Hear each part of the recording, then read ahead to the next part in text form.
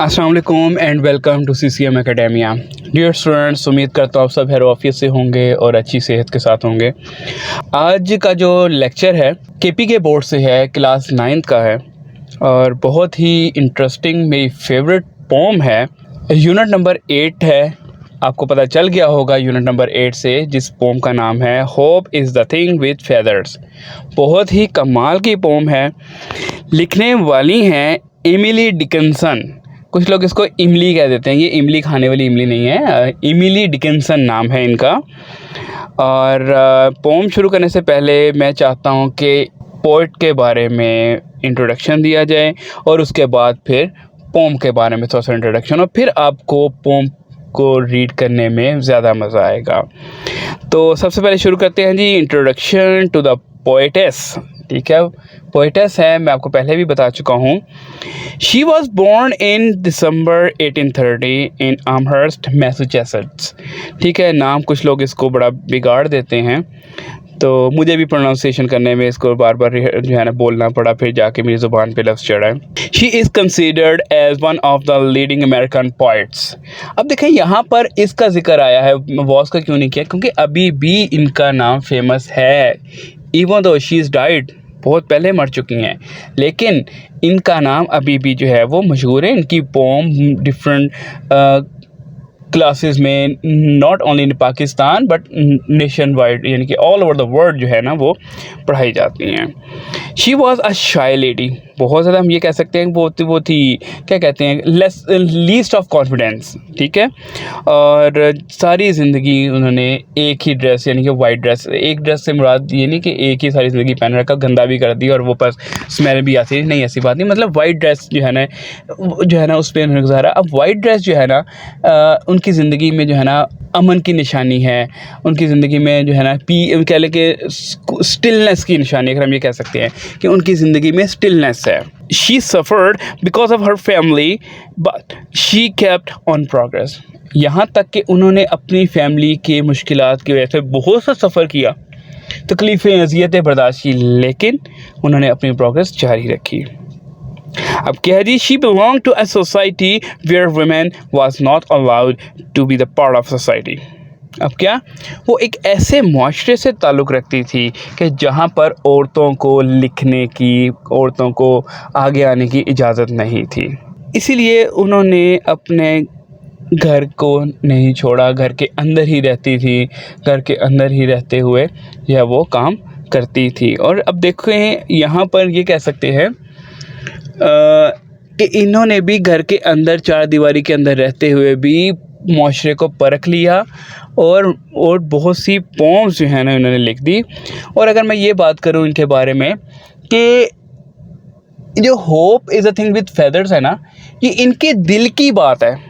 कि मतलब इनके दिल की बात ये है कि औरतों को भी सोसाइटी में उनको हिस्सेदार बनाया जाएगा। अब उनको यही था कि मैं भी माशरे में निकलूँगी, मैं अपनी जो शायरी है, अपना जो आर्ट है, वो लोगों के सामने जब डिस्प्ले करूँगी तो एक नाम बनेगा, एक वैल्यू बनेगी, एक वर्थ बनेगी।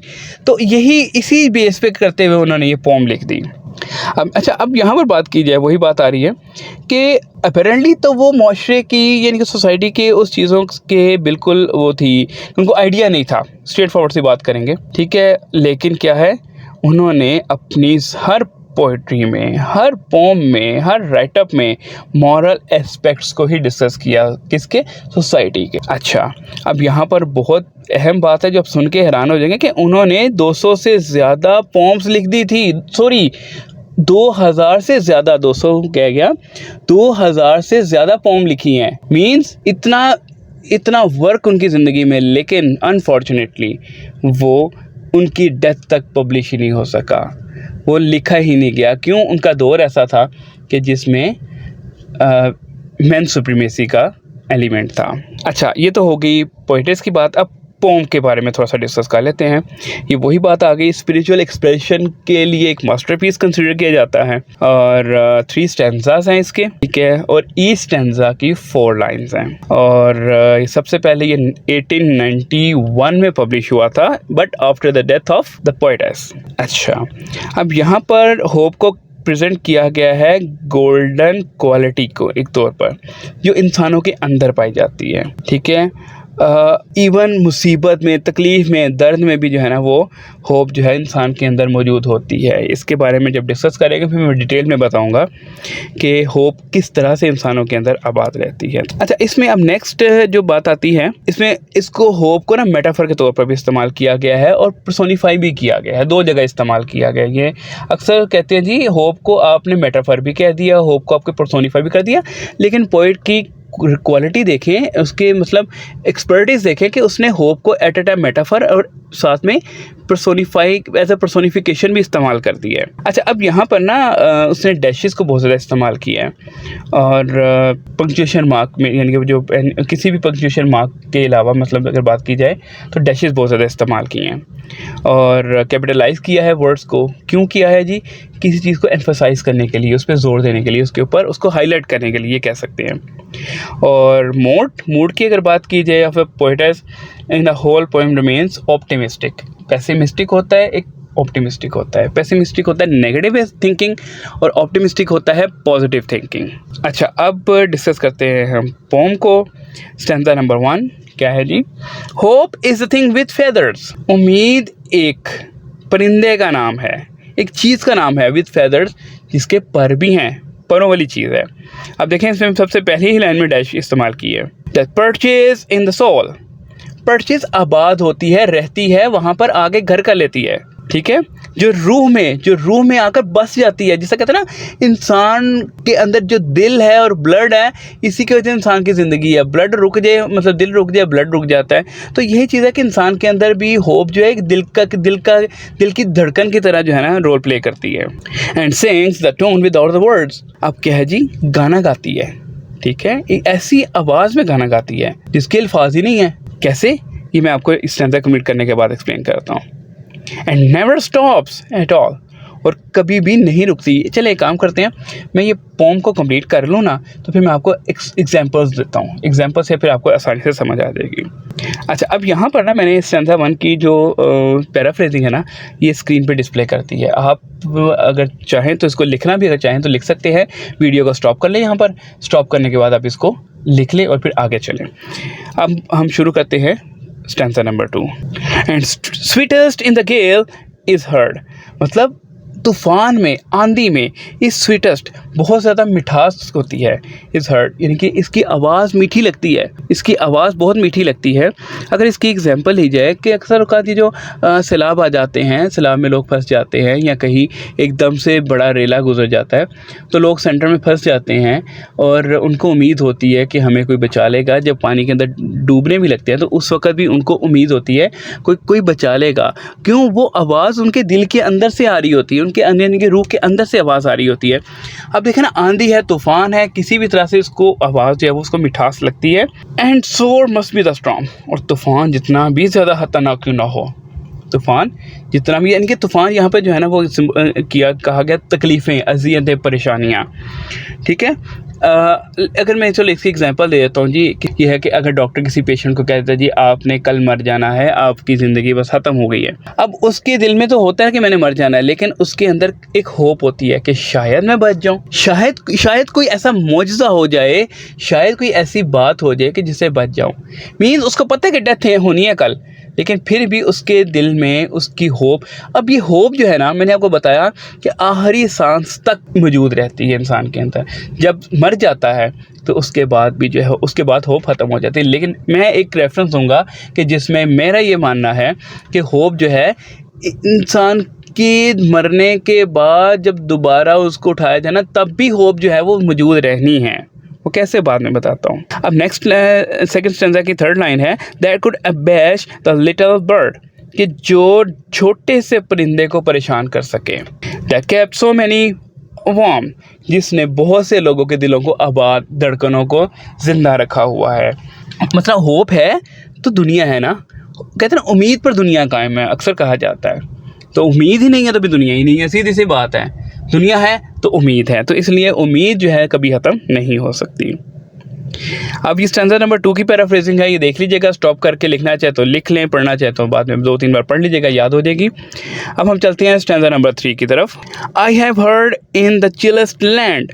चिलेस्ट लैंड कहते हैं तकलीफ, परेशानियाँ। अगर हम इसका इम्प्लिसिट मीनिंग देखें और एक्सप्लिसिट मीनिंग क्या है इसका, चिलेस्ट लैंड बेजान, मतलब यहाँ पर अगर बात की जाए तो बिल्कुल ही बर्फ़ है, वाइट है, कहीं भी कोई ज़िंदगी का वजूद नहीं है, लेकिन वहाँ पे भी उम्मीद है।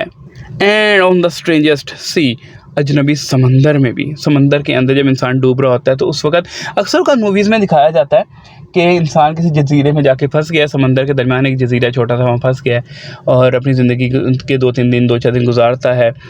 कुछ लोग मर जाते हैं, कुछ लोग बच जाते हैं, लेकिन जो मर जाते हैं उनके दिल में भी उम्मीद यही होती है कि अभी कोई आएगा, अभी कोई क्रूज़ या कोई शिप यहाँ से गुजरेगा तो हमें देख लेगा और हमें बचा लेगा। अभी कोई हेलीकॉप्टर से या जहाज़ से के ऊपर से गुजरेगा, उसकी नज़र हम पे पड़ेगी तो वो हमें आके बचा लेगा। तो ये वो चीज़ें हैं कि यहाँ पर भी वो बता रहा है कि यहाँ पर भी जो है वो सुनाई देती है। Yet never in extremity, yet कहते ताहम, फिर भी, नेवर नहीं, इन एक्सट्रीमिटी तकलीफ, आफत, मुसीबत में भी, कभी भी, it asked a crumb of me, कि इसने कभी भी एक रोटी का टुकड़ा भी नहीं मांगा।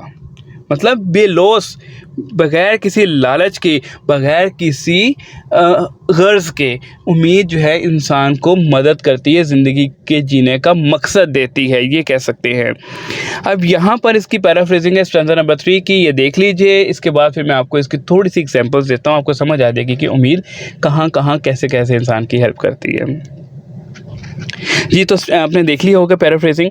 अच्छा, अब मैं आपको बताता हूँ कि उम्मीद कहाँ कहाँ एग्जाम्पल मदद करती है। एक इंसान है, लेट्स से उसको सज़ाए मौत हो चुकी है और कल का दिन उसको सुबह सज़ाए मौत दे दी जाएगी। आखिरी लम्हे तक उसके दिल में एक उम्मीद होगी, शायद जिसके खिलाफ उसने जुर्म किया वो माफ़ी दे दे, शायद माफ़ी मिल जाए तो उसकी सज़ाए मौत टल जाए। सुबह का वक्त आ जाता है, लेके जा रहे होते हैं, उसके दिल में फिर भी एक उम्मीद सी होती है कि शायद अभी कॉल आ जाए कि ये रोक दो और इसको बख्श दिया है। यहाँ तक कि उसके गर्दन में जब फंदा डाल दिया जाता है, उस वक़्त भी वो इसी उम्मीद में, इसी होप में रहता है कि शायद ये फट्टा ना खींचा जाए, शायद ये रुक जाए, शायद ये रुक जाए। लेकिन जब खींच दिया जाता है वो एक अलग सिनेरियो है, लेकिन फिर भी उस वक्त तक जो है ना उम्मीद रहती है। अब मैं दूसरी एग्जांपल देता हूँ स्पोर्ट्स से रिलेटेड। पाकिस्तान क्रिकेट टीम का मैच है किसी दूसरे हरीफ कंट्री के साथ। पाकिस्तान ने स्कोर किया है 140 50 ओवर्स में। अब मुखालिफ टीम खेल रही है, उन्होंने 20 ओवर्स में 100 बना लिया है विदाउट एनी विकेट। अब कितना रह गया, 40 रह गया। अब हमें फिर भी उम्मीद होती है, बॉलर को भी उम्मीद होती है, फील्डर्स को भी उम्मीद होती है, यार यहाँ पर 2-3 विकेटें गिर गई ना तो मैच जीत सकते हैं। ठीक है, 5 स्कोर भी रह जाएगा ना तो हम जो क्राउड में जो बैठे हैं या हम जो स्क्रीन के आगे बैठे हैं, यार कुछ ऐसा हो जाए ना, ये जो 5 स्कोर है ना, ये ऐसा कुछ हो जाए, बॉलर ऐसे इसमें ऐसा मैजिकल स्पेल आ जाए कि वो बॉलिंग करें और 5-6-7 विकेटें एक ही जो है ना स्पेल में गिर जाए। हार भी जहाँ, हर चीज़ वो तो एक ज़िंदगी का हिस्सा है, लेकिन क्या है, उम्मीद कायम रहती है कि ये हो जाना है। तीसरी एग्जांपल मैं देता हूँ, आप पेपर करके आए हैं और पेपर बड़ा ख़राब किया है, लेकिन आप उम्मीद लगाए बैठे हैं कि काश कुछ ऐसा हो जाए कि रिज़ल्ट बदल जाए या एग्जामिनर के जो सामने पेपर जो है वो थोड़ा सा नरमी दिखा दे और आपका रिज़ल्ट जो है ना सुबह आपने रिज़ल्ट दे। अच्छा, अब देखें यहाँ पे क्या मज़े की बात है, रिज़ल्ट छप गया, अपलोड भी हो गया, जस्ट वो डिस्प्ले होना है। जिस दिन रिज़ल्ट आता है डिस्प्ले होना है, उस दिन भी जो है ना लोग दुआएं मांग रहे होते हैं, या अल्लाह पास कर देना, या अल्लाह पास कर देना, और दिल में उम्मीद होती है काश ऐसा हो जाए। रिज़ल्ट तो छप चुका है ना, अपलोड ही होना है ना, बस सामने देखना है। तो उस वक्त भी इंसान को उम्मीद होती है कि शायद कुछ ऐसा हो जाए, शायद कुछ ऐसा हो जाए। तो ये उम्मीद जो है ना हमेशा कायम रहती है और यही जीने का मकसद देती है। ये तो थी पोम। अब हम डिस्कस कर लेते हैं इसके थीम्स के बारे में। थीम्स में है जी परसिस्टेंस है इसका सबसे पहला थीम, साबित कदमी जिसे कहते हैं। कंफर्ट एंड अपलिफ्ट, सुकून और दुनियावी तरक्की का है। रेजिलियंस है, उभरने की कुव्वत है। अनसेल्फिश नेचर, बेलौस फितरत के इंसान किसी की मदद करे। यहाँ पर यह भी मैसेज दिया गया है कि ज़रूरी नहीं कि होप ही इंसानों की मदद करे, इंसान भी इंसान की मदद कर सकता है बगैर किसी लालच के, बगैर किसी रिवॉर्ड के, बगैर किसी रिटर्न की ख्वाहिश किए हुए। अच्छा, अब इसके बाद डिस्कस करते हैं पोएटिक एनालिसिस, इसमें क्या क्या क्या इस्तेमाल किया गया है। सबसे पहले अगर बात की जाए पोएटिक डिवाइसेस की, पोएटिक डिवाइसेस में एलिट्रेशन है, एजोनेंस है, ये स्क्रीन पे डिस्प्ले हो रहा होगा। इसके बाद पर्सोनिफिकेशन है, सिंबल है, सिंबल जो है किस किस को सिंबलाइज किया गया है, चिलस लैंड और स्टॉर्म को जो है स्ट्रगल से सिंबलाइज किया गया है। और इमेजरी है, जाहिर सी बात है इमेजरी के बगैर पोइट्री हो ही नहीं सकती, और मेटाफर इस्तेमाल किया गया है। अच्छा, मेटाफर के बाद बारी आती है जी, अगर हम बात करें राइम स्कीम की, तो ये भी डिस्प्ले हो रहा है कि ए बी जो है इसका राइम पैटर्न है। और मीटर क्या इस्तेमाल हुआ है, iambic trimeter and iambic tetrameter, alternatively जो है ना इसको इस्तेमाल किया गया। तो इसके लिए हम इसको कॉमन मीटर कहते हैं। आपको पता है कॉमन मीटर वो होता है कि जिसमें एक जो है ना एक लाइन का मीटर अलग होता है, दूसरी लाइन का मीटर अलग होता है, और फिर तीसरी लाइन का मीटर पहली लाइन के अकॉर्डिंग होता है। तो इसी तरह से इस्तेमाल हुआ है, तो इसलिए यहाँ पर इसको हम ये कह सकते हैं कि ये कॉमन मीटर इस्तेमाल हुआ है। इसके बारे में डिटेल लेक्चर अवेलेबल है, वो भी आप चाहें तो देख सकते हैं। तो ये तो थी आज की पोम, उम्मीद करता हूँ आपको समझ आई होगी, अच्छे से समझ आई होगी। मुझे कमेंट बॉक्स में ज़रूर बताइएगा कि कितनी समझ आई है। क्या ऐसी पोम की एक्सप्लेनेशन यूट्यूब चैनल पे अवेलेबल है या किसी टीचर ने क्लास में ऐसी एक्सप्लेनेशन दी है, तो मुझे ज़रूर बताइएगा। मैंने कोशिश बड़ी की है, बहुत ज़्यादा कोशिश की है, डिफरेंट वेबसाइट्स डिफरेंट है, अपने कोलीग्स से कंसल्ट किया है, और फिर जाकर जो है मैंने ये डाटा तैयार किया है और आपके सामने प्रेजेंट किया है। और इसको जो है आप कह लें कि ये आपके लिए बहुत ज़्यादा फ्रूटफुल साबित होगा अगर आप इसको ध्यान से कर लेंगे। आपके SLO बेस क्वेश्चन आंसर्स भी इसमें अटैम्प्ट हो जाएंगे, और आपका जो है ना ग्रेड, आपके मार्क्स जो है वो इम्प्रूवमेंट करने के लिए बहुत ज़्यादा हेल्पफुल होगा। और आज के लिए इतना काफ़ी है। अगले फिर किसी और लेक्चर के साथ, चाहे वो ट्रांसलेशन हो, ग्रामर हो, या फिर आपका इसी तरह से कोई पोइट्री का लेक्चर हो, तो हम फिर हाजिर होंगे। तब तक के लिए दुआ में याद रखिएगा, अपना बहुत सा ख्याल रखिएगा। अल्लाह हाफ़िज़।